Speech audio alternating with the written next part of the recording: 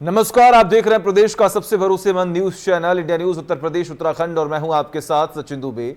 आपका अपना news channel India news आज एक बार फिर लेकर आया है इंडिया न्यूज ओपीडी। जी हां, आपका अपना ओपीडी जहां आप घर बैठकर बेहतर इलाज पा सकते हैं। कोरोना महामारी को मात देने के लिए आज हमारे साथ होगा देश के प्रसिद्ध डॉक्टरों का एक बड़ा पैनल, जिनसे आप सीधे तौर पर बात करके कोरोना महामारी के बारे में जानकारी हासिल कर सकते हैं। अगले 1 घंटे तक आप हमारे फोन नंबर 011-613-62072 पर फोन करके सीधे देश के बड़े डॉक्टरों से बात कर सकते हैं। आज हमारे साथ जुड़ेंगे सफाई से यूपी यूएमएस के वाइस चांसलर डॉक्टर राजकुमार, साथ ही जुड़ेंगे आगरा मेंटल हॉस्पिटल के एमएस डॉक्टर दिनेश राठौर और इटावा के सुशीला अस्पताल के एमडी डॉक्टर डीके सिंह। इनसे आप सीधे बात कर सकते हैं। आपको बस करना इतना है कि आप हमारे फोन 011-613-62072 पर कॉल करें और आपके मन में जो भी सवाल है उनसे सीधे जवाब डॉक्टर साहब देंगे। आप लोग डॉक्टर साहब से कोरोना महामारी से बचाव और घर में रहकर कैसे खुद का ध्यान रखें, इसकी सलाह ले सकते हैं। साथ ही आप घर पर इलाज के दौरान कौन कौन सी दवा लेनी चाहिए, इस बारे में भी पूछ सकते हैं। कार्यक्रम की शुरुआत करें इससे पहले हम एक बार फिर आपसे निवेदन करते हैं कि आप लोग सोशल मीडिया पर वायरल हो रहे वीडियो और लेखों पर जरा भी भरोसा बिल्कुल भी ना करें। यह आपके लिए जानलेवा हो सकते हैं, क्योंकि कोरोना के हर मरीज की परेशानी अलग अलग है और कुछ लोग आपके मन में डर पैदा करना चाहते हैं। इसलिए आप केवल डॉक्टरों की सलाह पर ही दवा लें। तो शुरू करते हैं इंडिया न्यूज का ओपीडी।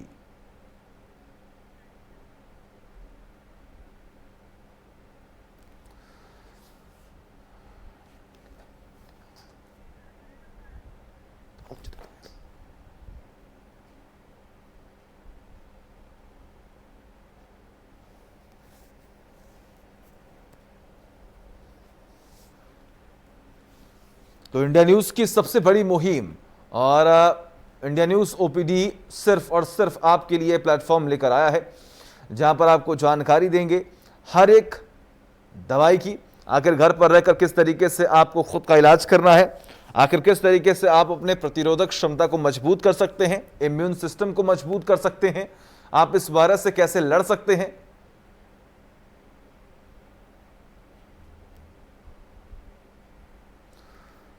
तो चलिए शुरुआत करते हैं इंडिया न्यूज ओपीडी की। हमारे साथ इस वक्त डॉक्टर डीके सिंह जुड़े हुए हैं, जो कि एमडी हैं सुशीला हॉस्पिटल इटावा से। आपका बहुत बहुत स्वागत है। वह दूसरी ओर हमारे साथ जुड़े हुए डॉक्टर दिनेश राठौर, जो कि एमएस है मेंटल हॉस्पिटल आगरा से। आपका भी बहुत बहुत स्वागत है डॉक्टर दिनेश जी। शुरुआत करने से पहले एक बार मैं फिर से इंडिया न्यूज के तमाम दर्शकों से मैं ये अपील करना चाहूंगा कि आप सभी लोग अपने घरों में रहें, सुरक्षित रहें, स्वस्थ रहें।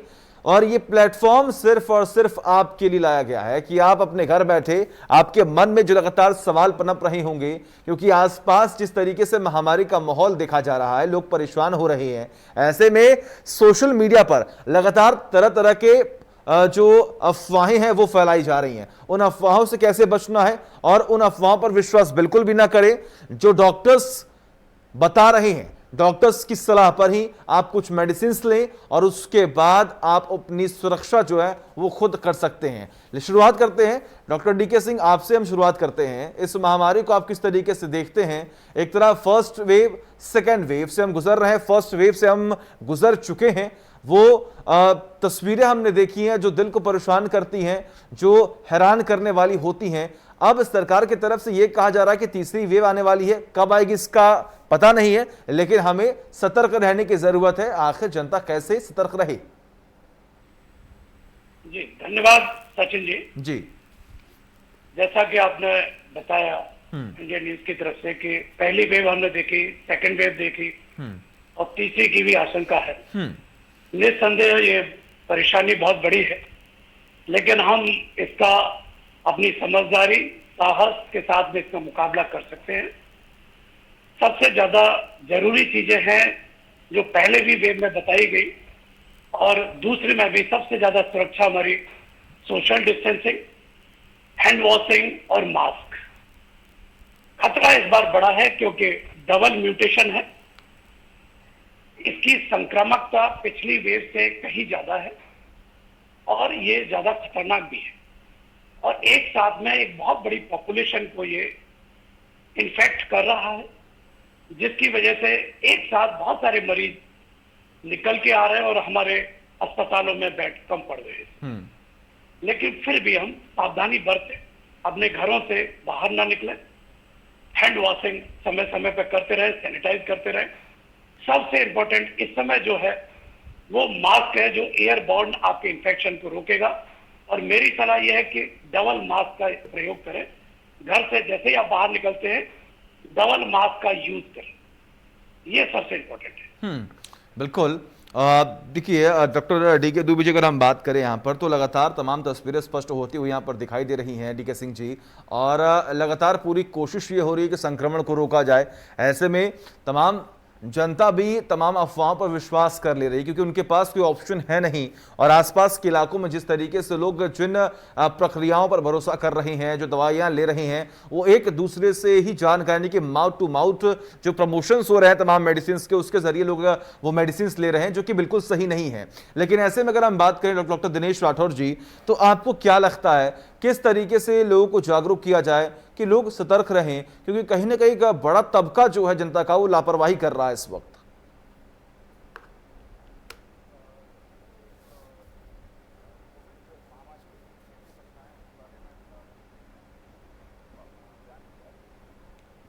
का वायरस है, उससे भी ज्यादा भयंकर वायरस है, उससे ज्यादा खतरनाक वायरस है कोविड महामारी के डर का वायरस। ये हमारे आम जन के मन मस्तिष्क में छा चुका है।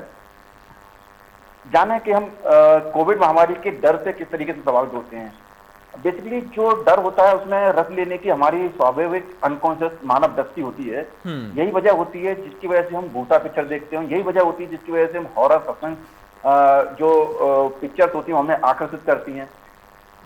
शुरुआत में जो हमें खबरें मिलती हैं, कुछ वीडियो मिलते हैं जो अक्सर सूचनापरक होते हैं और हमारे आगे की तैयारियों में मददगार भी होते हैं। लेकिन बार बार इसी तरह के वीडियो को देखना, उसके बाद हमारा जो गूगल है वो भी इतना स्मार्ट है, अगर आप एक तरह का कोई न्यूज या कोई वीडियो देख रहे हैं यूट्यूब पे, तो गूगल उसी तरह के वीडियो सर्च कर करके आपके सामने परोसता रहता है। बार बार आपको एक ही तरह के वीडियो, एक ही तरह के न्यूज देखने को मिलते हैं। इससे व्यक्ति के मन में ऐसा भाव आ जाता है कि जैसे केवल यही चल रहा है, पॉजिटिव कुछ है ही नहीं, जबकि बहुत सारी पॉजिटिव डेवलपमेंट हैं, गवर्नमेंट के द्वारा, व्यवस्था के द्वारा बहुत सारे कदम उठाए गए हैं।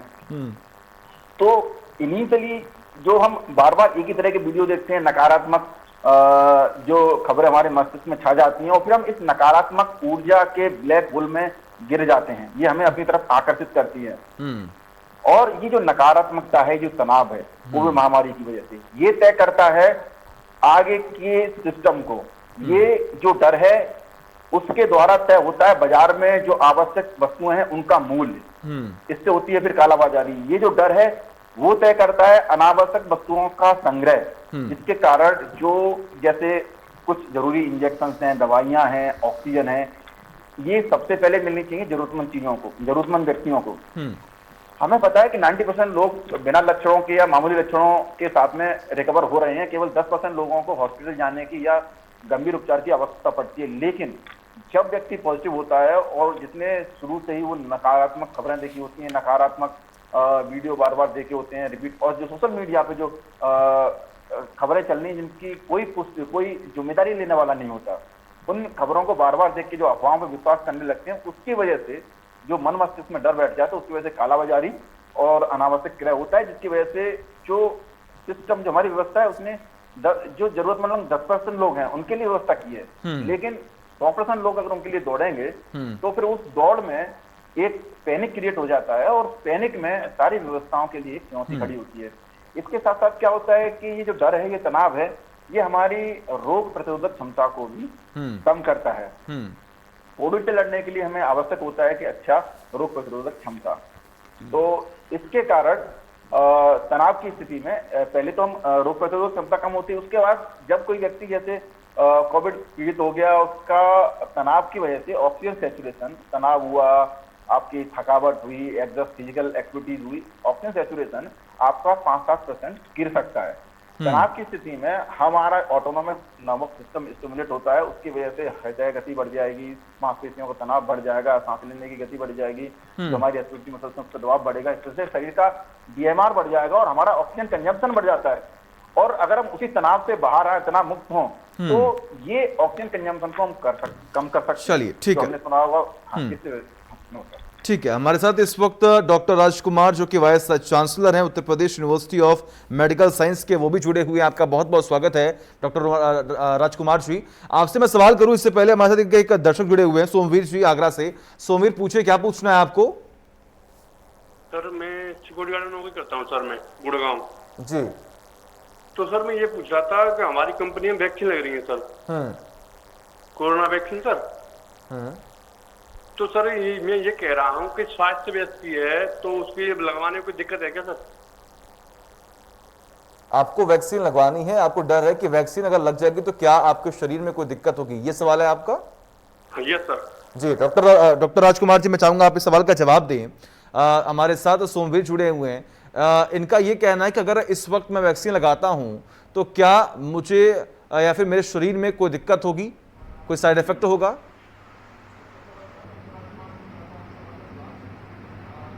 नहीं, ऐसा है कि इनकी उम्र क्या है, उम्र बताइए उन्होंने कितनी। सोमवीर जी, आपकी उम्र क्या है? सर मेरी उम्र है 24। जी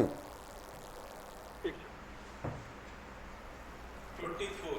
तो ऐसा है सोमवीर जी, आप वैक्सीन लगवाने के लिए एकदम फिट हैं। वैक्सीन वैसे भी जब आप लगवाते हैं तो वहाँ पूरी टीम होती है और उनको ये पता होता है कि किनको वैक्सीन नहीं लगवानी है। जैसे उसमें 8-10 कैटेगरीज ऐसी हैं जिनको वैक्सीन नहीं देनी होती है। क्रॉनिक बीमारी भी अगर हो तो भी वैक्सीन देनी होती है। अगर आपको हार्ट की ऐसी कुछ एक्यूट बीमारियां हैं, लंग की बीमारियां हैं, इम्यूनोलॉजिकल बीमारियां हैं, कैंसर है, किडनी की एंड स्टेज बीमारियां हैं, उन ऐसे लोगों को डॉक्टर खुद ही स्क्रीन कर लेते हैं कि किसको वैक्सीन देना है, किसको नहीं देना है। अगर आपको कोविड नहीं हो रखा है, ये जानकारी के लिए भी, पब्लिक की जानकारी के लिए भी बता दें, अगर कोविड हो भी रखा है आपको, तब भी अगर 4 हफ्ते का टाइम हो गया आपको निगेटिव हुए, उसके बाद भी वैक्सीन लगवा सकते हैं। तो वैक्सीन बहुत सेफ है और वो आपकी इम्यूनिटी को बढ़ा देगी।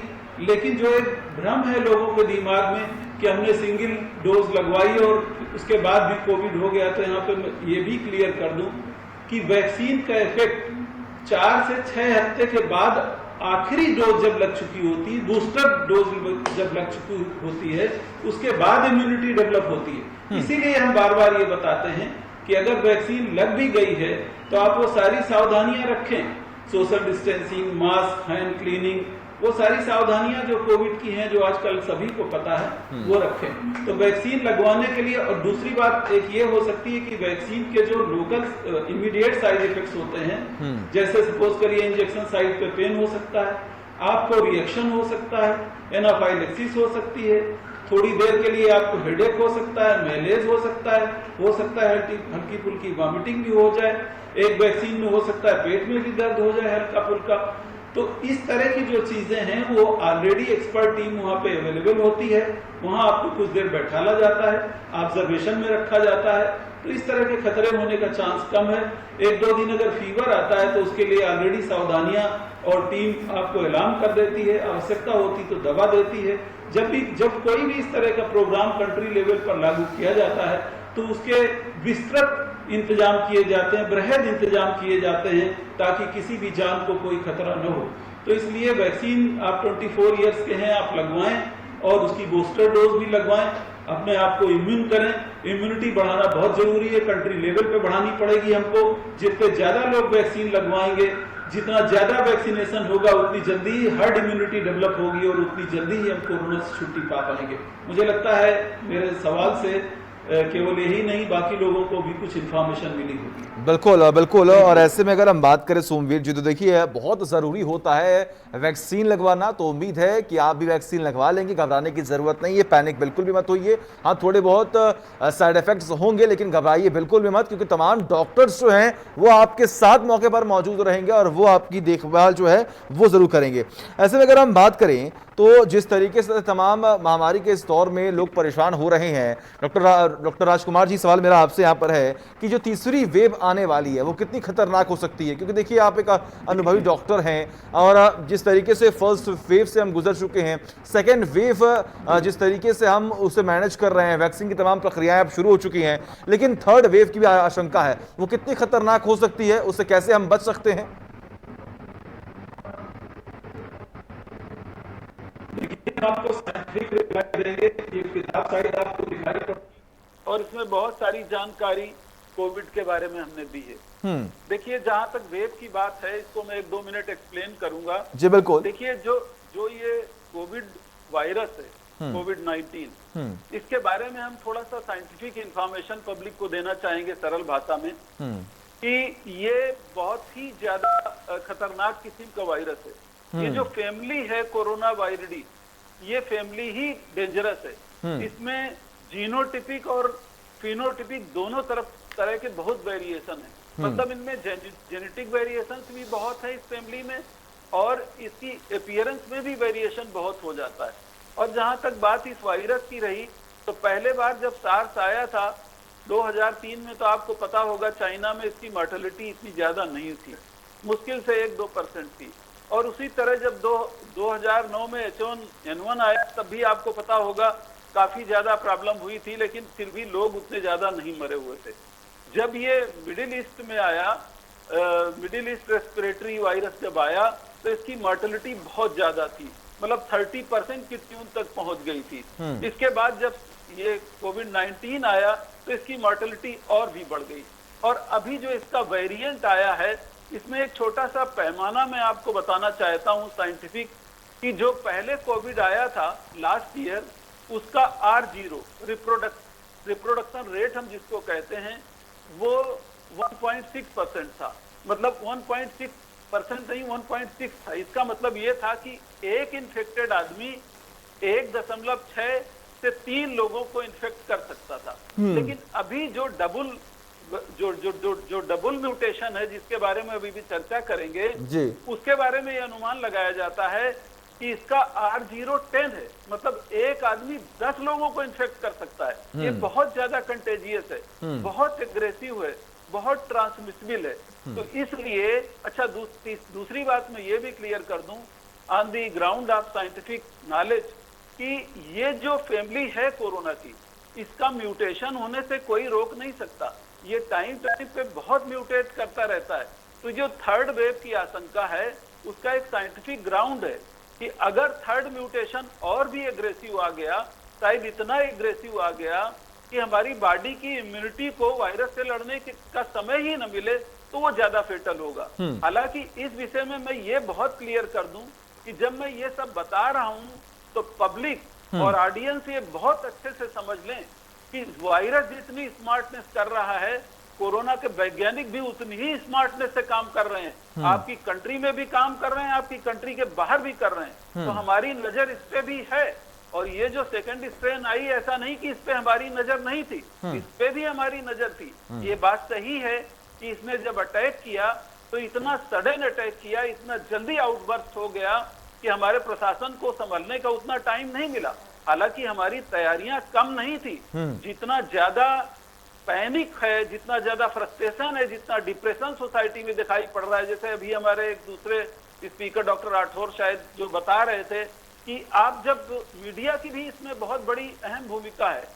जब बहुत जोर से कोई चीज एक्यूट आउटबर्स्ट होता है, सडन एपिडेमिक होता है, सडन सर्ज ऑफ डिजीज होता है, तो कुछ चीजें ऐसी समाज में हो जाती हैं जो निगेटिव भी होती हैं, और वो निगेटिव चीजों में इतना मैग्नेट है कि वो पब्लिक को बहुत अट्रैक्ट करती हैं।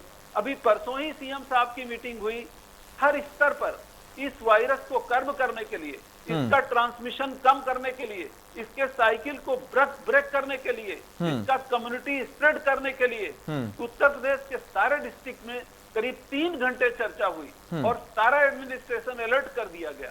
और इनिशियल स्टेज में ही अब इस पेंडेमिक के बारे में मैं थोड़ा सा ये भी बता दूं, अगर 1-2 मिनट टाइम हो, कि किसी को भी अगर लक्षण होते हैं, चाहे वो मरीज गांव में है चाहे शहर में है, हमारी जो एक टेंडेंसी बन गई है कि हमको अगर गला खराब है, हमको खांसी हो रही है, तो हम सोचते हैं जुकाम हो गया होगा। मेरे प्यारे भाई बहनों, मेरी आपसे हम्बल अपील है इस समय समाज के सभी लोगों को, जागरूक लोगों को और बिना जागरूक लोगों को भी, कि आपको अगर जुकाम भी होता है, थोड़ी सी भुरभुरी जिसको आप कहते हैं, मतलब हल्का फुल्का बुखार भी होता है, या थोड़ा बहुत भी खांसी होती है, until proved otherwise it should be treated as corona. और आज की तारीख में अगर आप उसको कोरोना मान लेते हैं और फर्स्ट डे से ही अगर आप ट्रीटमेंट शुरू कर देते हैं, जो ट्रीटमेंट हर लेवल पर अवेलेबल है, कम्युनिटी सेंटर्स पर अवेलेबल है, हॉस्पिटल्स में अवेलेबल है, व्हाट्सएप चल रहे हैं उसमें अवेलेबल है कि क्या क्या ट्रीटमेंट आप को लेना है।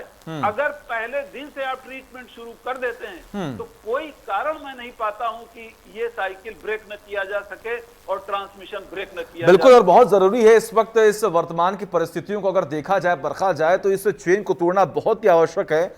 और देखिए डॉक्टर साहब यहाँ पर साफ तौर पर कह रहे हैं कि सरकार की तरफ से प्लानिंग थी, लेकिन जिस तरीके से इस वायरस ने बहुत तेजी से और बहुत ही मास लेवल पर अटैक किया, उसे संभालने का वक्त जो है कहीं ना कहीं स्थानीय प्रशासन और सरकार को नहीं मिला। हमारे साथ इस वक्त स्नेहलता लखनऊ से जुड़ी हुई है। स्नेहलता, पूछिए, क्या पूछना है आपको? सर मुझे ये पूछना है, मुझे 1 साल पहले लगभग इंफेक्शन हुआ था किडनी लीवर में, तो दवा चल रही थी फिर, लेकिन ये कोरोना चल गया तो उसमें दवा बंद हो गई। फायदा तो काफी हो गया था लेकिन पूरी दवाई नहीं चल पाई है, तो मैं वैक्सीन ये लगवा सकती हूँ? ठीक है, ठीक है। तो ये परेशानी है आपको। डॉक्टर डीके सिंह जी, मैं चाहूंगा कि आप इस सवाल का जवाब दें। लगभग कई सालों से किडनी में इनके इन्फेक्शन था। हमारे साथ इस वक्त स्नेहलता जुड़ी हुई हैं।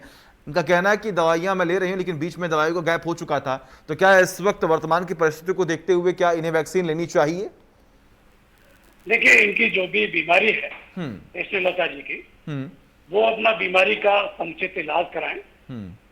दूसरा, वैक्सीन लेने में इन्हें कोई ऐसी दिक्कत नहीं है, आराम से वैक्सीन ले सकते हैं। इनकी एज कितनी होगी,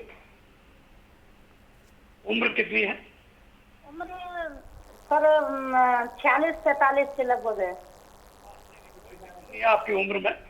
और जो भी हमारे वैक्सीन है, इंडियन वैक्सीन है जो हमारे वैज्ञानिकों ने बनाए हैं, वो बहुत ही सेफ है और करोड़ों डोज हमारे देश में लग चुकी हैं। कोई बड़ा साइड इफेक्ट इन वैक्सीन का नहीं आया है। मामूली साइड इफेक्ट, फीवर, दर्द, सिर में दर्द, इस तरह का मामूली सा हो सकता है, लेकिन कोई बड़ा साइड इफेक्ट नहीं है। वैक्सीन हमारे एकदम सेफ हैं और ये हमारा बचाव करते हैं, गंभीर बीमारी से बचाव करते हैं। और कोरोना से इस समय लड़ने का एक मुख्य हथियार है, अपना वैक्सीन जरूर लगवाएं।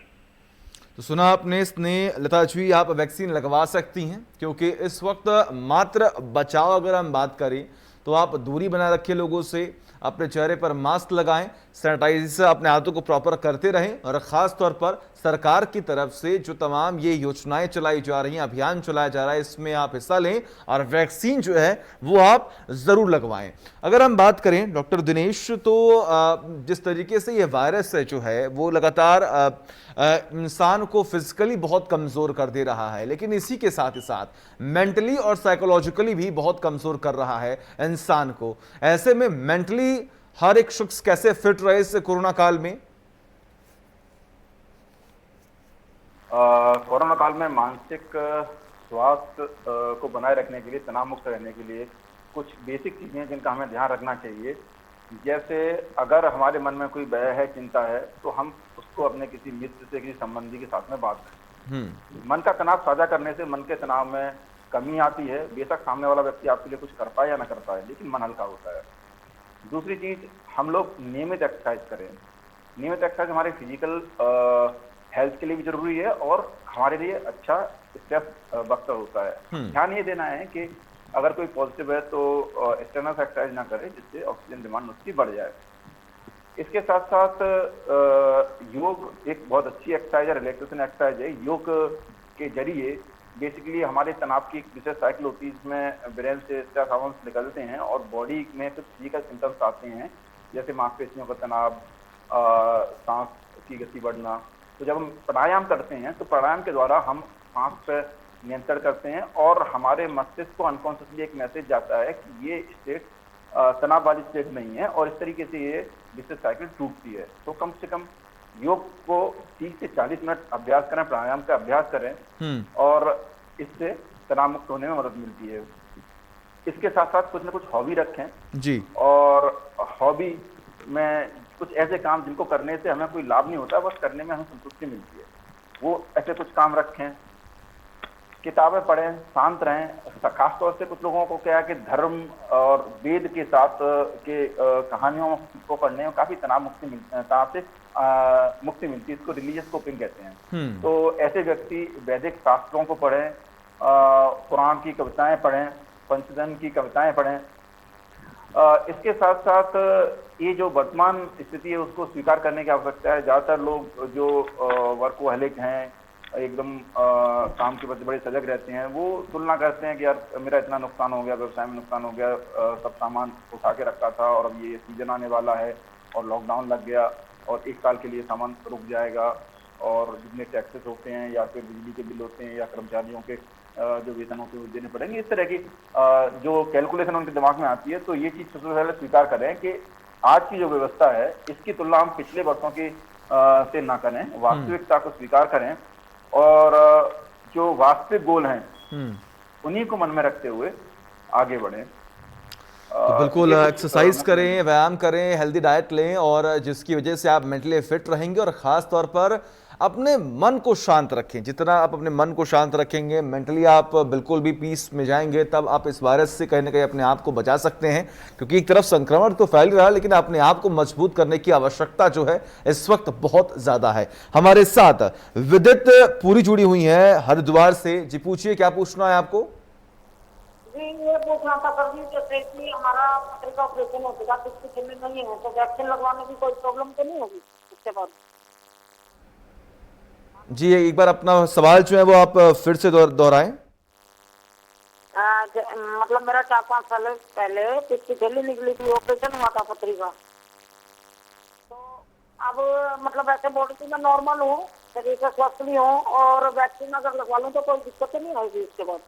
ठीक है। मैं चाहूंगा डीके सिंह जी आप इनके सवाल का जवाब दें। ये पहले से बीमारी से ग्रसित थी, लेकिन फिलहाल ये स्वस्थ हैं, लेकिन इनके अंदर घबराहट अभी भी है कि अगर मैं वैक्सीन लगा लूं तो क्या मैं स्वस्थ रहूंगी या फिर कोई साइड इफेक्ट देखने को मिलेगा इनके शरीर में? जी, इनका पथरी का ऑपरेशन हुआ है और अब इस समय बिल्कुल ठीक है ये, और इन्हें वैक्सीन लेने में कोई दिक्कत नहीं है। ध्यान ये रखें कि वैक्सीन की दोनों ही डोज लें और जो समय जिस भी सेंटर पे दिया गया है उसी गैप के साथ में अपने दोनों डोज लगवाएं और डोज लगवाने के साथ साथ वैक्सीन की ये सोशल डिस्टेंसिंग, मास्क और हैंड वॉश करना न भूलें। ऐसा न समझें कि वैक्सीन लगने के बाद ये चीजें छोड़ दें। वैक्सीन हमें सुरक्षा देती है, गंभीर बीमारी से सुरक्षा देती है, लेकिन हमें इन चीजों का, तीनों चीजों का पालन करना वैक्सीनेशन के साथ बहुत जरूरी है। इन्हें वैक्सीन लगाने से कोई दिक्कत नहीं होगी और न इन वैक्सीन का कोई मेजर साइड इफेक्ट है। करोड़ों लोगों को ये वैक्सीन लग चुकी है, एकदम सेफ है। अफवाहों पर बिल्कुल ध्यान न दें। हर स्वस्थ व्यक्ति जिसे बहुत गंभीर बीमारी न हो वो आराम से वैक्सीन लगवा सकता है और सबको लगवाना चाहिए। तो उम्मीद है विदित जी आप डॉक्टर साहब के जवाब से संतुष्ट होंगी और ज़रूरी भी, क्योंकि देखिए इस वक्त तो सोशल मीडिया पर तमाम अफवाहें फैलाई जा रही हैं और ये अफवाहों का ही असर है कि जो लोगों के मन में सवाल हैं वो लगातार पनप रहे हैं, उत्पन्न हो रहे हैं कि आखिर ये वैक्सीन लगानी चाहिए या नहीं। क्योंकि सोशल मीडिया पर लगातार कई सारे सवाल जो है वो खड़े किए जा रहे हैं कि आखिर कौन सी वैक्सीन कितनी कारगर है। सरकार पर सवाल खड़े किए जा रहे हैं, सिस्टम पर सवाल खड़े किए जा रहे हैं, लेकिन आपको घबराने की जरूरत नहीं है। आप सरकार पर विश्वास रखें, डॉक्टर्स पर विश्वास रखें, क्योंकि तमाम वैज्ञानिक जो हैं वो लगातार कई सालों की मेहनत के बाद आज इस मुकाम पर पहुंचे हैं कि हमारे बीच ये वैक्सीन लाकर सबके सामने पेश कर दी गई है और सरकार की तरफ से लगातार महाअभियान चलाया जा रहा है कि आप इस वैक्सीन को लगाएं और आप इस वायरस से सुरक्षित रहें। लेकिन खास तौर पर अगर आप नोटिस करें तो तमाम डॉक्टर्स की तरफ से यह कहा जा रहा है कि वैक्सीन लगाने के बाद यह नहीं कि आप लापरवाही करें, सावधानी उसके बाद भी बरतनी जरूरी है, क्योंकि यह वैक्सीन आपको मजबूती तो देगा, लेकिन आने वाले वक्त में क्या जिस तरीके से तमाम तस्वीरें स्पष्ट हो रही हैं, लोग परेशान हो रहे हैं, तो वैक्सीन लगने के बावजूद भी संक्रमण फैल रहा है, लेकिन उसके बाद आपको सावधानी बरतनी होगी जो कि आपके लिए बहुत ही जरूरी होगी। डॉक्टर राजकुमार जी, सवाल मेरा आपसे यहां पर यह है कि देखिए first wave, second wave, third wave, ऐसे में सिम्टम्स की अगर खासतौर पर हम बात कर लें तो सिम्टम्स में भी बदलाव हुए हैं, लेकिन कई केसेस ऐसे आ रहे हैं जिनमें कोई भी सिम्टम्स नहीं देखा जा रहा है, तो क्या जिन लोगों को ये वायरस हो रहा है जिनमें सिम्टम्स बिल्कुल भी नहीं है, तो क्या वहां पे जो आसपास लोग मौजूद है क्या उन्हें घबराने की जरूरत है?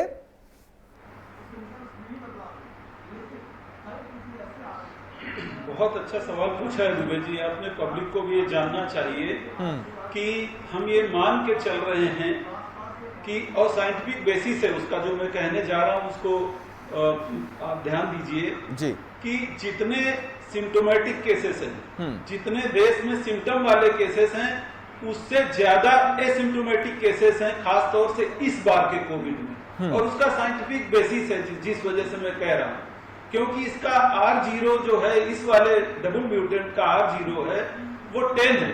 इसका मतलब ये है कि अगर एक आदमी सिम्टोमेटिक दिख रहा है तो 6-7 आदमी हो सकता है ऐसे हो जो कांटेक्ट में आ चुके हों जिनको सिम्टम न हो। लेकिन यहाँ पे दूसरी बात एक जो समझने की है वो ये है कि जो सिम्टोमेटिक पेशेंट्स हैं जिनमें लक्षण है, उनका शेडिंग रेट, मतलब वो जब बात करते हैं या उनके कांटेक्ट में जो लोग आते हैं वो ज्यादा नंबर में वायरस छोड़ते हैं और ज्यादा ट्रांसमिशन होता है। जो इस एसिम्टोमेटिक लोग हैं जिनमें लक्षण कम है, शेडिंग तो वायरस की उनसे भी होती है, वायरस तो बातचीत करने में वो भी छोड़ते हैं, सांस से वायरस उनके भी निकल रहा है, लेकिन उनका इन्फेक्शन रेट या ट्रांसमिशन रेट उतना नहीं है जितना कि सिम्टोमेटिक लोगों का है। इसका मतलब, और अगर हम सरल भाषा में कहना चाहें तो हम ये कहेंगे कि जो लक्षण वाले मरीज हैं उनसे ट्रांसमिशन ज्यादा तेज गति से हो जाएगा, और जिनमें लक्षण नहीं है ट्रांसमिशन तो उनसे भी होगा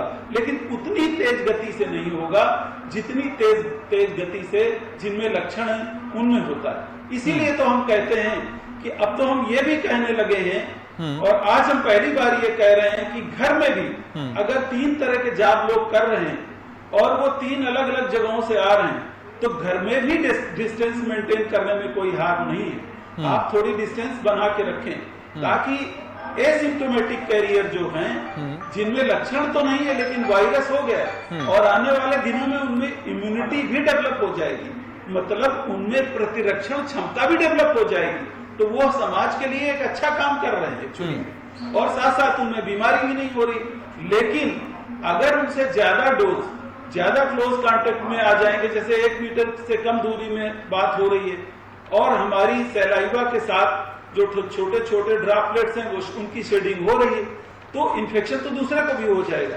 तो यहाँ समझने वाली बात ये है कि चाहे वो सिम्टोमेटिक है चाहे वो नॉन सिम्टोमेटिक है, सभी से सोशल डिस्टेंसिंग रखना बहुत जरूरी है। और घर में जब आप हैं, फैमिली मेंबर्स के साथ हैं, तो कोशिश करें कि जोर से बात न करें, चिल्लाएं ना, किसी चीज में भावुक हो के बहुत जोर न बोलें, धीमे से बात करें, आराम से बात करें, तो फैमिली में भी एक दूसरे से शेडिंग होने का चांस कम हो जाएगा। मुझे लगता है ये उत्तर सभी लोगों को समझ में आ गया होगा। तो जी अगर और इस पे कुछ कंफ्यूजन हो तो आप कृपया पूछें। नहीं, बिल्कुल बिल्कुल। देखिए ये वक्त बिल्कुल जरूरी है कि अगर आपके मन में कोई सवाल हो तो आप पूछ सकते हैं। जितने भी दर्शक फिलहाल हमें देख रहे हैं वो एक नंबर पर कॉल कर सकते हैं, और इस महामारी के दौर में देखिए लगातार हम शुरुआत से ही हम आपको सचेत कर रहे हैं, आपको आगाह कर रहे हैं कि सोशल मीडिया के जरिए जो तमाम अफवाहें फैलाई जा रही हैं, जो अलग अलग तरीके के आर्टिकल्स दिखाए जा रहे हैं, वीडियोस दिखाई जा रही हैं, वो फेक हो सकती हैं। उन पर पूर्ण रूप से विश्वास बिल्कुल भी ना करें, क्योंकि हमारे साथ तमाम डॉक्टर्स बैठे हुए हैं, एक विशेष पैनल जुड़ा हुआ है जो आपके सवालों का जवाब देगा। अगर आपके मन में कोई संशय है तो आप एक नंबर पर कॉल कर सकते हैं। आप ये नंबर लगातार आपकी टीवी स्क्रीन पर लगातार हम फ्लैश कर रहे हैं। एक कॉल से आप अपनी तमाम समस्याओं को दूर कर सकते हैं, उनका समाधान जो है वो निकाल सकते हैं। तो फोन उठाएं, कॉल करें और अपने सवालों के जवाब जो है वो तुरंत लें। डॉक्टर दिनेश जी, मैं आपके पास आना चाहूंगा। यहां पर आपने जिक्र किया था कि मेंटली जो है अगर आपको मजबूत रहना है तो आपको थोड़े बहुत एक्सरसाइज करने होंगे, आप परेशान होने की ज़रूरत नहीं है, हेल्दी डाइट लीजिए, ख़ास तौर पर कुछ ऐसी चीज़ें पढ़ें जिससे पढ़ने के बाद आपको शांति मिले, पीस मिले। लेकिन फिलहाल जिस तरीके से लगातार सोशल मीडिया पर अगर हम बात करें तो तमाम अफवाहें फैलाई जा रही हैं जिसको देखकर लोग पैनिक हो जा रहे हैं। कितना जरूरी है इस महामारी के दौर में पैनिक होना, और कितना जरूरी है कि इस पूरे महामारी में हम आसपास की जो तस्वीरों को देख रहे हैं उन तस्वीरों को देखकर शांत रहना? हाँ जी, बेसिकली जो है आज की सोशल मीडिया पे तरह तरह की सूचना और वीडियो की एक तरह से बाढ़ आ गई है और बहुत सारी सूचनाएं ऐसी होती हैं जिनका कोई पुष्टि नहीं हो सकती, जस्ट फॉरवर्ड की जाती हैं।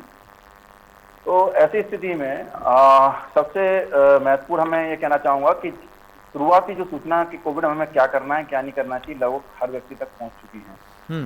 और अगर आपको सोशल मीडिया पे देखना ही है तो जो हमारी सरकार की गाइडलाइंस हैं कि और जो हमारे शासनादेश हैं, उत्तर प्रदेश सरकार समय समय पर शासनादेश निकालती रहती है कि अगर कोविड हो जाए और आप हम आइसोलेशन में हों तो किन किन चीज़ों का ध्यान रखें, वो बाकायदा शासनादेश होता है। तो उस शासनादेश का संज्ञान लें या उस तरीके से सर्कुलर है केवल उसी पर ध्यान दें। उसके अतिरिक्त अगर कोई सलाह चाहिए तो आज टेली मेडिसिन के द्वारा हमारे प्रदेश के सारे मेडिकल कॉलेज और जिला अस्पताल टेली मेडिसिन के द्वारा उन पर परामर्श उपलब्ध है और वहां पे संपर्क करके अपने जो भी संशय है उसका निराकरण करें और आपका जो बड़ा अच्छा कार्यक्रम है इस तरीके के कार्यक्रमों से अपनी समस्याओं का निराकरण कर सकते हैं। इसके अतिरिक्त जो आपका ऑन स्क्रीन टाइम है क्या कि लॉकडाउन है, कुछ लोग जैसे पॉजिटिव है तो होम आइसोलेशन में है, तो अब क्या करें, लगभग पूरे दिन वो या तो टीवी के सामने बैठे हैं या मोबाइल के सामने, तो ऑन स्क्रीन टाइम बहुत ज्यादा बढ़ जाता है। ये ऑन स्क्रीन टाइम है, ऑन स्क्रीन टाइम ज्यादातर नेगेटिव वीडियोस और नेगेटिव इनपुट्स पे जाता है। तो हम कोशिश करें कि ऑफ स्क्रीन टाइम ज्यादा से ज्यादा बिताएं। अगर हम आइसोलेशन में नहीं है, केवल लॉकडाउन की वजह से घर पे हैं, तो परिवार के सदस्यों के साथ में समय बिताएं। सोशल डिस्टेंसिंग के साथ साथ social basically family emotional bonding को इम्प्रूव करने का समय है। अक्सर क्या होता है कि हस्बैंड वाइफ दोनों वर्किंग होते हैं, बच्चे घर पे अकेले रह जाते हैं, तो ये एक हमारे पास एक गोल्डन टाइम है जिसमें एक दूसरे को समझने, एक दूसरे के साथ में ज़्यादातर समय बिताने और एक दूसरे के भावनाओं को समझने का समय है। इसके साथ साथ बहुत सारे लोग होते हैं जो बहुत सारी चीज़ें करना चाहते हैं, कोई चित्रकारी करना चाहता है, कोई बेसिकली पुस्तकें पढ़ना चाहता है, तो एक तरीके से मौका है, शांत रहें, इस तरह से जो आपकी हॉबीज़ हैं उस पर समय बिताएं और ऑफ स्क्रीन टाइम ज़्यादा से ज़्यादा रहना चाहिए। और ऑन स्क्रीन टाइम जब आप कोई महत्वपूर्ण सूचना देखनी है, मुख्य समाचार देखने हैं आपको और मुख्य पैनल डिस्कशन जैसे चिकित्सकीय डिस्कशन है, वहाँ तक सीमित रखें और खास तौर से सोशल मीडिया की अपुष्ट खबरों पर ज़्यादा ध्यान देने की ज़रूरत नहीं है। और उसमें भी विशेष तौर पे जो गूगल जो हमें समाचार दिखाता है गूगल न्यूज़ की जरिए या फिर यूट्यूब वीडियोज़ हैं, उस पर जाने के बजाय किसी विशेषज्ञ परामर्शदाता से परामर्श करें। ठीक है, बिल्कुल। हमारे साथ इस वक्त रमेश चंद्र जुड़े हुए कानपुर से। रमेश चंद्र, पूछिए, क्या पूछना है आपको?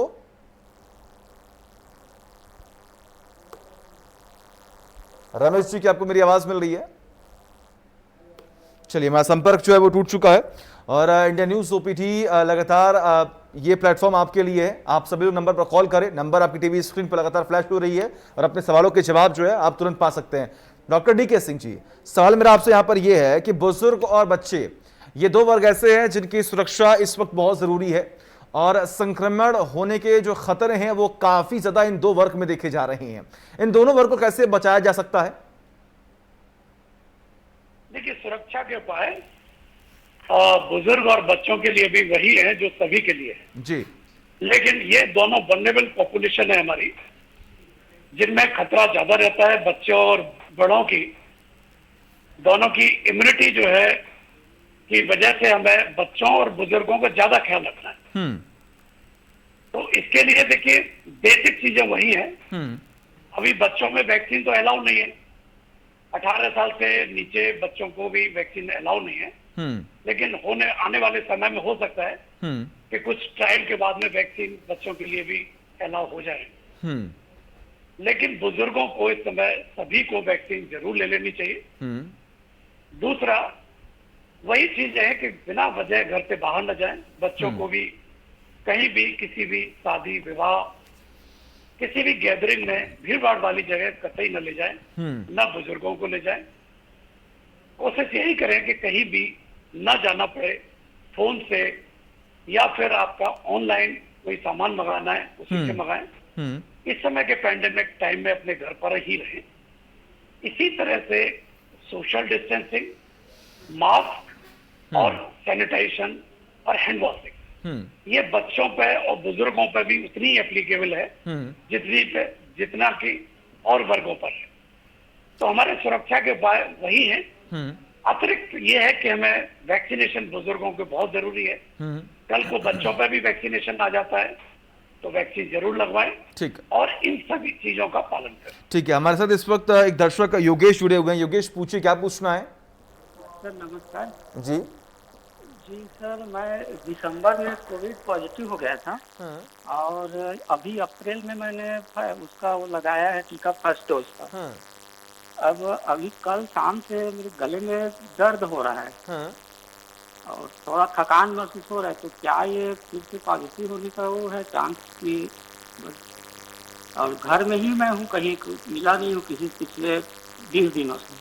ठीक है, ठीक है। डॉक्टर दिनेश जी, मैं चाहूंगा कि इनके सवाल का जवाब आप दें। हमारे साथ इस वक्त योगेश जी जुड़े हुए हैं। इनका सवाल ये है कि दिसंबर में ये कोरोना पॉजिटिव हो गए थे, फिलहाल ठीक हुए और अप्रैल में इन्होंने वैक्सीन की पहली डोज ली है, लेकिन कल रात से ही इनके गले में खराश है और थोड़ी थकान सी महसूस हो रही है। तो क्या ये कोरोना के सिम्टम्स हैं? हाँ जी भाई साहब, जैसा कि डॉक्टर राजकुमार ने बताया कि अंटिल अदरवाइज प्रूवन इस तरह के किसी भी लक्षण अगर आते हैं तो हमें कोरोना मान के उसकी जांच और प्राथमिक उपचार लेना चाहिए। इस समय पे कोरोना का जो बेसिकली वैक्सीन से जो प्रोटेक्शन है वो करीब करीब 65 से 75% प्रोटेक्शन रहता है, तो वैक्सीन के बावजूद भी एक संभावना बनी रहती है। और जिन लोगों को एक बार इन्फेक्शन हो चुका है जी, उन लोगों में भी जो इम्यूनिटी डेवलप होती है उसकी एक मियाद होती है और उसके बाद दोबारा इन्फेक्शन हो सकता है। तीसरी चीज क्या है कि हमारे इस समय देश में कई तरह के स्ट्रेन हैं, तो एक स्ट्रेन से इन्फेक्शन हो गया तो दूसरा स्ट्रेन इन्फेक्शन उसके बाद कर सकता है। उसके लिए कई बार इम्यूनिटी डेवलप नहीं होती है। तो इसके लिए मैं सलाह देना चाहूँगा कि पास ही किसी जांच केंद्र पर जाएं और अपना एक कोविड टेस्ट करा लें, जिससे सुनिश्चित हो जाए कि इनका अगर हो कोविड तो समय से उपचार शुरू हो सके, जिससे बाकी समस्याओं से बच सके। तो बिल्कुल योगेश जी, आपने सुना डॉक्टर साहब की बात। आप इसे तुरंत ये समझिए कि हो सकता है कि कोरोना के सिम्टम्स हो, आप तुरंत जाएं, अपना टेस्ट करवाएं, इलाज करवाएं और हम उम्मीद करते हैं कि आप जल्द से जल्द स्वस्थ होंगे। डॉक्टर राजकुमार जी, मैं आपके पास आना चाहूँगा। जिस तरीके से इस पूरे देश में दो वर्ग हैं, यानी कि अगर हम बात करें एलोपैथी और आयुर्वेदिक, कई लोग ये विश्वास करते हैं कि एलोपैथी से ही उनका इलाज हो पाएगा, कुछ लोग ये समझते हैं कि नहीं, हमारा आयुर्वेदिक से ही इलाज हो पाएगा। आपको क्या लगता है, इस वर्तमान की परिस्थितियों को अगर देखा जाए, परखा जाए, तो बेटर ऑप्शन क्या है? देखिए, इसमें मैं 2 मिनट लूंगा दुबे जी, आपको जी बिल्कुल, अच्छे बिल्कुल बिल्कुल, आप अपना टाइम लीजिए, क्योंकि तमाम दर्शक जुड़े हुए हैं और उनके मन में कई सारे सवाल जो हैं वो पनप रहे हैं। उन सवालों के जवाब बहुत जरूरी हैं इस वक्त। देखिए, मैं न्यूरो सर्जन हूँ और मुझे लगता है मॉडर्न साइंस की मोस्ट डिफिकल्ट स्पेशलिटी है ब्रेन की सर्जरी जी, और मैं आयुर्वेदा में पीएचडी भी हूँ जी, तो इसलिए मैं आपको इसकी बहुत अच्छी रिप्लाई दे सकता हूँ। जी बिल्कुल।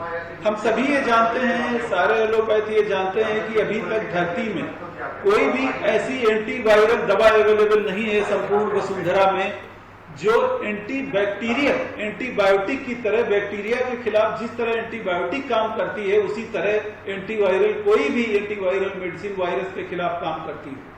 इसका मतलब डायरेक्ट भाषा में यह है कि कोई भी एंटीवायरल ड्रग, कोरोना तो छोड़ ही दीजिए, बाकी जो इतने खतरनाक वायरस नहीं है उनके अगेंस्ट भी 100% कोई भी एंटीवायरल ड्रग इफेक्टिव नहीं है। इसका मतलब यह है कि आज के दिन जो भी हम कर रहे हैं, कोरोना के मरीजों का जो इलाज भी कर रहे हैं, चाहे वो रेमडेसिविर भी हो, चाहे वो दूसरी दवाइयां हो, सारा का सारा हम सिम्टोमेटिक ट्रीटमेंट कर रहे हैं। कोई एंटीवायरल ड्रग आज की तारीख में हमारे हाथ में नहीं। अब सवाल इस बात का है कि जब एलोपैथी में कोई चीज नहीं है तो हमको अपनी एंशिएंट साइंस भी देखना चाहिए। ठीक है। अब मैं ये मानता हूं कि 100 साल से आयुर्वेदा में भी कोई रिसर्च नहीं हुई है, लेकिन आयुर्वेदा में बहुत सारी चीजें ऐसी हैं जो आज के दिन एक्सप्लोर करने की आवश्यकता है। और इसीलिए हमने जब लास्ट ईयर कोरोना फैला तो हमने 13 दवाइयां, आयुर्वेदा के 13 कंपोनेंट्स ऐसे छाटे जिनके हर कंपोनेंट की मॉडर्न साइंस ने स्टडी करके ये प्रूव किया है कि ये कंपोनेंट गले में कफ को रोकता है, दूसरा कंपोनेंट लंग की सूजन को रोकता है, तीसरा कंपोनेंट ब्लड में टॉक्सिसिटी को रोकता है, चौथा कंपोनेंट इम्यूनिटी देता है, 5वां कंपोनेंट जीआई बचाता है, यह सारे कंपोनेंट मिलके ओवरऑल बॉडी का रिपेयर करते हैं। ऐसे 11 कंपोनेंट छाट कर हमने एक दवा बनाई थी और जिसका नाम हमने रखा था RNB। RNB जो है वो इस किताब में जिक्र है। ये बहुत ही ज्यादा इंफॉर्मेटिव किताब है, अगर आप लोगों को दिख रही हो। ये दुनिया की पहली किताब है, ये विदेशों में भी गई है और करीब 150 एम्बेसीज में गई है और बहुत एम्बेसीज ने इसको देख के मैनेजमेंट भी इम्प्लीमेंट किया है अपनी कंट्रीज में, ये भी मैं आपको बता दूं। और हमारी कंट्री की भी बहुत सारी पॉलिसीज इस किताब को देखकर बनी हुई है। इसमें 36 पेपर जो है करीब पब्लिश्ड हैं, जिसमें 15 से 20 तो यूनिवर्सिटी के ही पेपर पब्लिश्ड हैं। तो मैं ये बताना चाह रहा हूं कि वो RNB दवा जब बनाई गई और उसका मॉडर्न मेथड से मॉडर्न इन्वेस्टिगेशन करके और ICMR में रजिस्ट्रेशन करके लेवल 1 का ट्रायल किया गया, जिसको हम रैंडोमाइज कंट्रोल ट्रायल कहते हैं। लेवल 1 का ट्रायल हो जाने के बाद दुनिया में कोई भी उसको चैलेंज नहीं कर सकता है। और साइंटिफिक स्टडी में हमने ये पाया कि 3 कंपोनेंट इसमें सिग्निफिकेंट पाए गए। मतलब ये है कि 3 पैरामीटर्स में, थोड़ा सा मैं रैंडोमाइज कंट्रोल ट्रायल के बारे में 1 मिनट में समझा दूं। ये ट्रायल जब हम करते हैं तो इसमें क्या करते हैं कि मरीजों को दो ग्रुप में बांट देते हैं। एक ग्रुप में हम दवा देते हैं जो ट्राई करनी होती है और एक ग्रुप में हम प्लेसिबो देते हैं। मतलब दोनों को कैप्सूल मिल रहा है, एक के कैप्सूल में दवा है और एक के कैप्सूल में केवल शुगर है। अब ये बात न देने वाले को पता है, न इन्वेस्टिगेशन करने वाले को पता है और न मरीज को पता है। हमने जब ये स्टडी 30 पेशेंट्स में की तो हमने ये पाया कि 96% लोग 6 दिन के अंदर RT-PCR निगेटिव हो गए जिस ग्रुप में दवा दी गई। और दूसरे ग्रुप में दूसरे फ्रंट में हमने ये पाया कि 5.6 दिन में जिनमें ये दवा दी गई मरीजों के लक्षण ठीक हो गए, जबकि दूसरे ग्रुप में 7 पॉइंट कुछ दिन में ठीक हुए। और तीसरे ग्रुप में हमने ये पाया कि 87% केसेस में 12 से 14 दिन में एक्सरे मतलब चेस्ट की कंडीशन इंप्रूव हो गई, जबकि दूसरे ग्रुप में केवल 57% लोगों को इंप्रूव हुई। तो हम ये बताना चाह रहे हैं कि चूंकि देश की पॉलिसीज वहां तक नहीं पहुंच पाई और मैं चूंकि साइंटिस्ट हूं, दवा मैंने भी टीम से बनवाई थी, मेरा कोई इंडस्ट्री ड्रिवन इंटरेस्ट नहीं था, मैंने जगह जगह लिखा और आज भी वो दवा अगर युद्ध स्तर पर बन रही होती तो मैं ये रीजनेबल सर्टेनिटी के साथ कह सकता हूं कि आज शायद महामारी ये रूप में ले पाती। वो दवा की प्रोफाइलेक्टिक वैल्यू तो थी, उसकी प्रिवेंटिव वैल्यू भी थी। और आज भी बहुत सारे VIPs ब्यूरोक्रेट्स नेताओं ने वो दवाई खाई है, मुझे कहने में कोई भी हेजिटेशन नहीं है। लेकिन उसको लाइसेंस केवल उत्तराखंड में मिल पाया। उत्तराखंड में भी कोरोना के नाम से लाइसेंस नहीं मिला, तो लाइसेंसिंग अथॉरिटी ने प्रेशर, जो लोग बना रहे थे वो लोग भी एक्सपीरियंस लोग थे, उनमें जनरेशन से ये आयुर्वेदा का काम चल रहा था और वो बनाने वाले एक्सपर्ट लोग थे। उसकी प्रोसेस बहुत डिफिकल्ट थी क्योंकि उसमें कुछ ऐसे कंपोनेंट थे, अगर उसकी प्रोसेसिंग में गड़बड़ हो जाती तो लोग मर भी सकते थे। और मैं ये भी बता दूं कि कॉन्फिडेंस के लिए वो ट्रायल सबसे पहले कहाँ किया जाए, क्योंकि टाइम नहीं था, इसलिए हमने और जिन गुरु जी ने वो दवा बनाई, सबसे पहले हम 3 लोगों ने उसको खाई और जब सेफ्टी सिक्योरिटी इंश्योर हो गई तब हमने उसको ट्रायल शुरू किया। 3 लेवल का ट्रायल किया। तो मैं सिर्फ ये कहना चाह रहा हूं कि जब संपूर्ण वसुंधरा पर कोई भी एंटीवायरल दवा अवेलेबल नहीं है और आज हमारे पास कोई ऑप्शन नहीं है और ये ऑप्शन आने वाला भी नहीं है, तो हमको एंशिएंट साइंस की शादी, मैं ये सब यूज कर रहा हूँ, एंशिएंट साइंस की शादी मॉडर्न साइंस के साथ करवाने की आवश्यकता है। वहां भी जो टैलेंटेड और ब्रिलियंट माइंड है, जो नॉलेजेबल लोग हैं, उनके नॉलेज का एक्सप्लॉयटेशन करके, मॉडर्न साइंस का गैजेट इस्तेमाल करके, मॉडर्न साइंस की साइंटिफिक मेथोडोलॉजी इस्तेमाल करके हमने एक नया टर्म दिया था, एलोवैदिक। इसका मतलब ये था, अगर आप यहाँ देखें टैबलेट एलोवैदिक, दुनिया में पहली बार ये टर्म दिया गया। एलोवैदिक का मतलब ये था कि एलोपैथी मेथड से तो इन्वेस्टिगेशन किया गया, साइंटिफिक रिसर्च की गई, लेकिन वैदिक मेथड से कंपोनेंट निकाले गए, क्योंकि इतनी जल्दी कोई दवा बन नहीं सकती थी। बिल्कुल। और मुझे लगता है कि इसका एंटीवायरल इफेक्ट भी है, और चूंकि वो कुछ कंपोनेंट इसमें हैं जो वायरस के अगेंस्ट भी काम करते हैं। कोरोना के अगेंस्ट कोरोना वायरस को मार रहे हैं कि नहीं पता है, ये हमको नहीं पता है, लेकिन वो एंटीवायरल इफेक्ट उन दवाओं का प्रूवन है, मॉडर्न साइंस से प्रूवन है। तो आज आवश्यकता संपूर्ण वसुंधरा में और भारत में खासतौर से इस चीज की आवश्यकता है कि जो हमारी एंशिएंट साइंस है उसमें दोबारा से मॉडर्न मेथड से ट्रायल किए जाएं, बड़े पैमाने पर ट्रायल किए जाएं। हमारे पास सफिशिएंट टाइम था, अगर हमको सपोर्ट मिलता तो हम अगर 4000 मरीजों में ट्रायल करके दिखा देते तो आज दुनिया भर में हम खोपड़ी उठा के ये कह पाते कि हमारे पास भी कुछ ऐसा है और हम भी कुछ ऐसा कर सकते हैं, दुनिया को इसका फायदा मिल चुका होता। और अगर नहीं मिलता तो हम ये कह देते कि भाई इस विधा को अब और छेड़ने छाड़ने की जरूरत नहीं है, साइंटिफिकली ये प्रूव हो गया है कि अब एंशिएंट साइंस में ऐसी कोई चीज नहीं है, इसलिए दूसरे लोग इसमें टाइम वेस्ट न करें। देखिए, ठीक है। तो एक बहुत जरूरी बात जो है वो डॉक्टर साहब ने कही है यहाँ पर कि बहुत ही जरूरी यहाँ पर ये होता है कि एंशिएंट साइंस और मॉडर्न साइंस को अगर मिलाकर रखा जाए तो आने वाले वक्त में हम विकास की राह पर आगे बढ़ेंगे। जो परेशानियां फिलहाल वर्तमान में देखी जा रही हैं, कहने का उनका सॉल्यूशन जो है वो एंशिएंट और इसी के साथ मॉडर्न साइंस को मिलाकर उनका समाधान जो है वो खोजा जा सकता है। बहुत जरूरी होता है इस वक्त। लेकिन ऐसे में इंडिया न्यूज भी लगातार आप सबसे यही अपील कर रहा है कि लापरवाही बिल्कुल भी मत करें, वैक्सीन जरूर लगवाएं, क्योंकि सरकार की तरफ से पूरी कोशिश हो रही है कि संक्रमण को रोका जाए, चेन को तोड़ा जाए। गाइडलाइंस अलग अलग तरीके की जारी कर दी जा रही हैं। खास तौर पर आपको शारीरिक दूरी बनानी है, ना ही सामाजिक दूरी। ऐसे में अपने चेहरे पर मास्क लगाएं, अपने हाथों को सैनिटाइज करें, अपने घरों में रहें। बच्चे बुजुर्ग अगर आपके घर में हैं तो उनको भी सुरक्षित रखें, क्योंकि अगर आप रहेंगे सुरक्षित तो देश बिल्कुल भी रहेगा सुरक्षित। ऐसे में अगर हम बात करें डॉक्टर डीके सिंह जी, तो ये खबरें ये भी हैं और तमाम जो फैक्ट्स है वो ये भी पेश की जा रहे हैं कि लगभग 99% मरीज जो हैं वो होम आइसोलेट होकर ही स्वस्थ हो जा रहे हैं। ऐसे में 1% ऐसे मरीज है जो अस्पताल जा रहे हैं और फिर उनका इलाज हो रहा है। वर्तमान की इन तमाम परिस्थितियों को आप किस तरीके से भांपते हैं? आपका आंकलन क्या कहता है कि अधिक से अधिक लोग अपने घर में रहें या फिर अस्पताल जाएं? नहीं, देखिए ऐसा है कि जैसा कि आपने बताया कि 1% लोगों को ही अस्पताल की जरूरत पड़ती है। 90% से ऊपर तो घर पर ही ठीक हो जाते हैं, लेकिन उन्हें घर पर निगरानी रखने की बहुत जरूरत है। ठीक है। अपने स्वास्थ्य के बारे में सचेत रहने की जरूरत है, जानकारी इकट्ठा करने की जरूरत है कि वो अपने आप को घर पर कैसे मॉनिटर करें कि कब उन्हें अस्पताल की जरूरत है, ये बहुत जरूरत है। चलिए ठीक है, आप सभी का बहुत बहुत शुक्रिया तमाम जानकारी के लिए। ऐसे में अगर हम बात करें तो तमाम डॉक्टर्स हमारे साथ जुड़े हुए थे, डॉक्टर राजकुमार जुड़े हुए थे, डॉक्टर दिनेश जुड़े हुए थे, डॉक्टर डीके सिंह जुड़े हुए थे, जिन्होंने आपके सवालों का जवाब दिया। उम्मीद करते हैं कि आपके सवालों का जो जवाब मिला होगा उससे आप संतुष्ट होंगे। और इंडिया न्यूज भी एक बार फिर से आप सभी से यह अपील करता है कि अपने घरों में रहें, सुरक्षित रहें। एक ब्रेक।